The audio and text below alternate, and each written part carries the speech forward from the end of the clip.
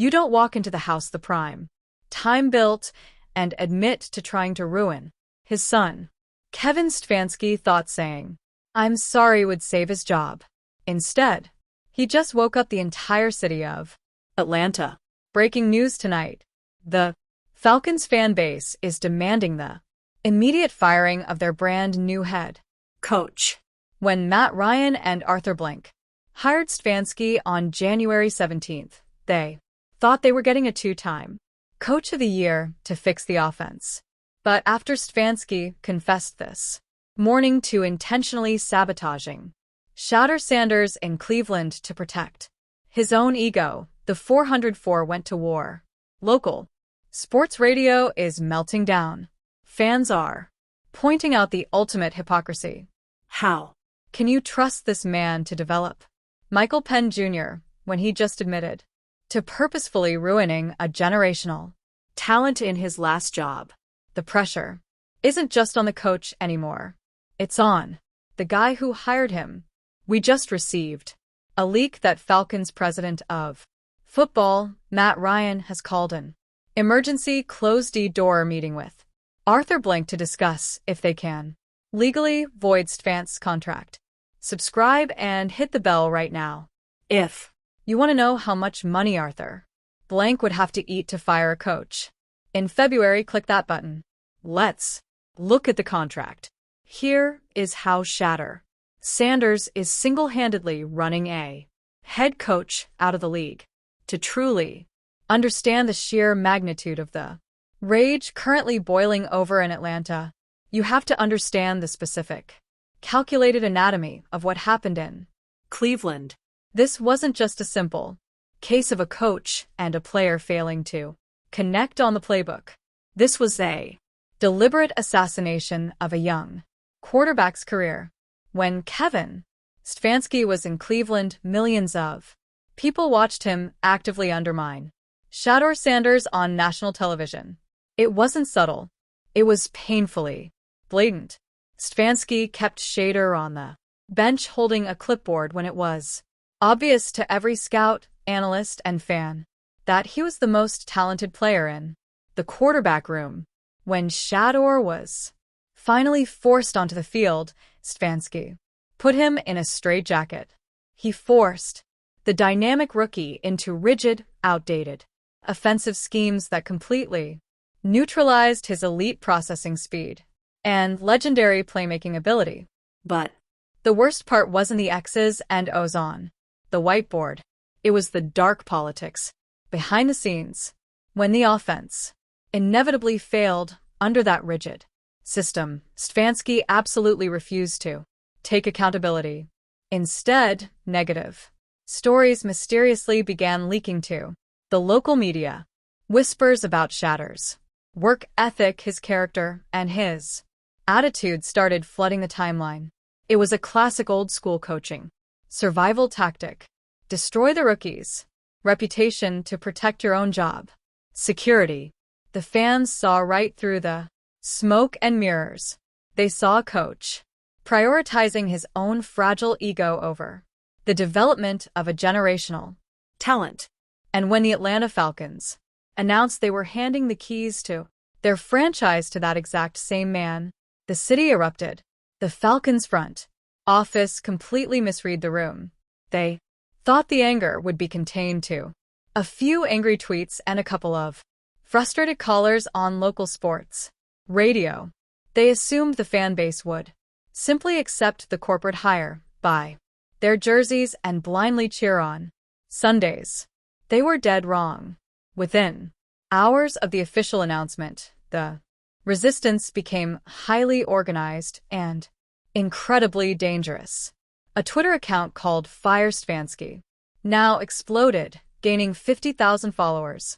In a single day, a dedicated Reddit community formed to stop the hire, rapidly swelling to 30,000 active members. These fans weren't just complaining into the void. They were compiling massive spreadsheets, video, evidence, and statistical data proving Stefanski's sabotage of Shedeur in Cleveland. But the movement truly became terrifying to the front office when it moved from the internet to the real world. On a quiet Saturday morning, over 2,000 Falcons fans descended upon the team's practice facility in Flowery Branch. They brought massive signs reading, "Sabotage has no place in Atlanta, and we won't forget what you did to Shedeur." Local news choppers circled above the facility. National sports networks broke into their regular broadcasts to cover the absolute chaos. What was supposed to be a quiet, routine hiring transition had transformed into a Category 5 public relations disaster. The fans made it clear, "You cannot force us to root for a villain." protests Outside a practice facility are deeply embarrassing, but they rarely get head. Coaches fired. Do you know what actually Gets coaches fired in the National Football League? Money.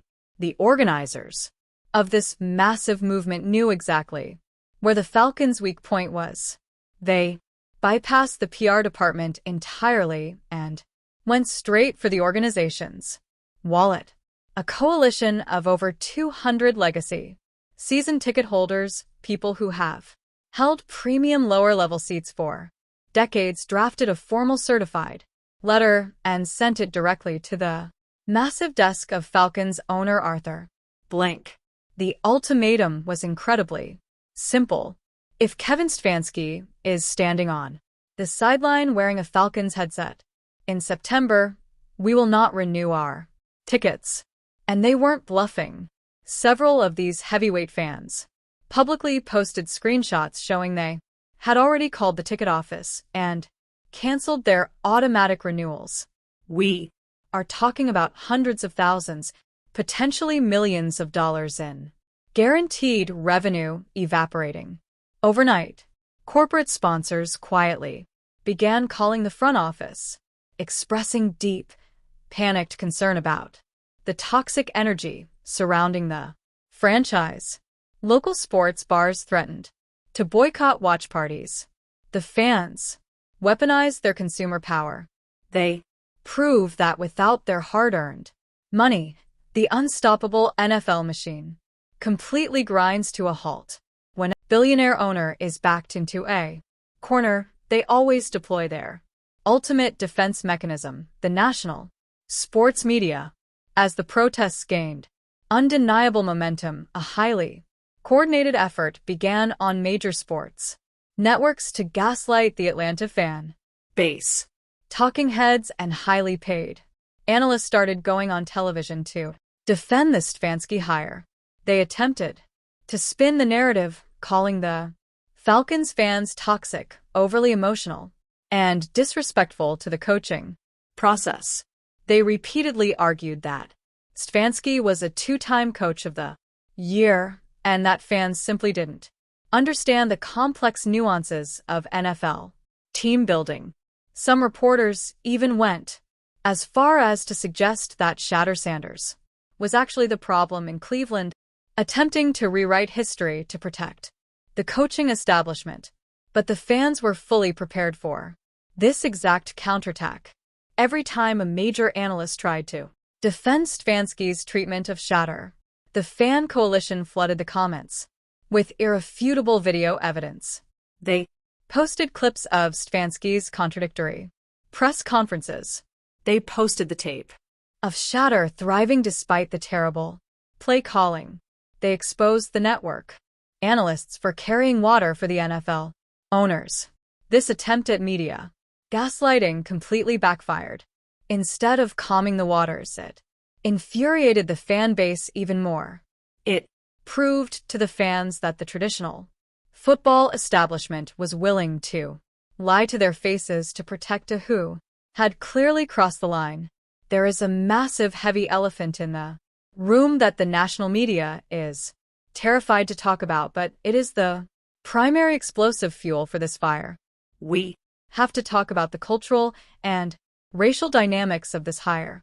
You have a white head coach who is thoroughly exposed for systematically undermining, benching, and leaking negative stories about a supremely confident, highly talented black quarterback in Cleveland. And you take that exact same coach with that exact same history, and you drop him directly into the heart of Atlanta. Atlanta is widely considered the cultural capital of Black America.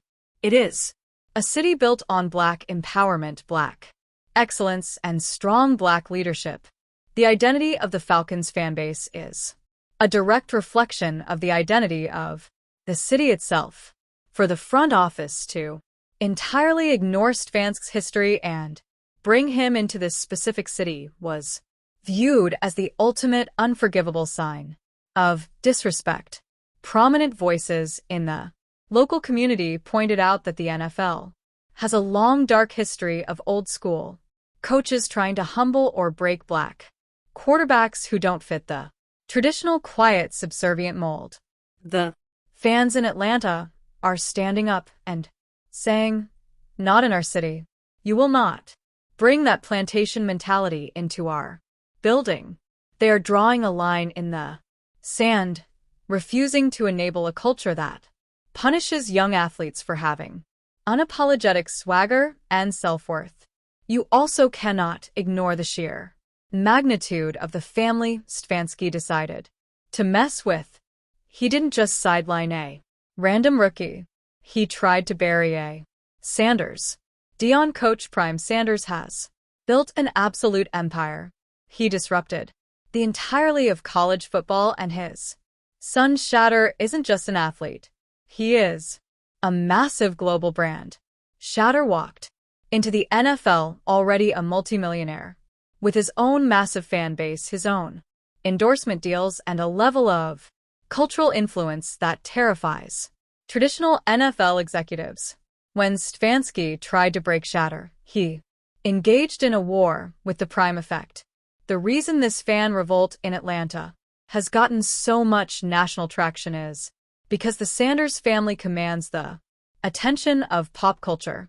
You aren't just angering hardcore football analysts. You are angering millions of casual fans, celebrities, and influencers who support the Sanders movement. Stefanski severely miscalculated the leverage he had. He operated under the old-school assumption that a head coach is a god and a rookie must bow to him. But Shedeur didn't need Stefanski to survive.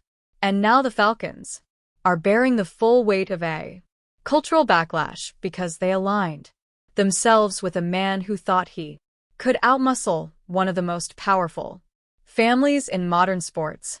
But what about the players? Why haven't the current Atlanta Falcons spoken out against their new coach? The absolute truth is they are speaking out, just not into a live microphone. According to deep verified insider reports, the Falcons locker room is actively rejecting Kevin Stefanski behind closed doors. Several veteran players have allegedly held highly secret players-only meetings where they expressed extreme discomfort with the hire. They watched the tape of what happened to Shedeur in Cleveland. They know that if Stefanski was willing to politically sabotage a player as incredibly talented as Sanders, he would gladly do the exact same thing to them to save his own skin. But NFL players have strict non-disparagement clauses in their contracts.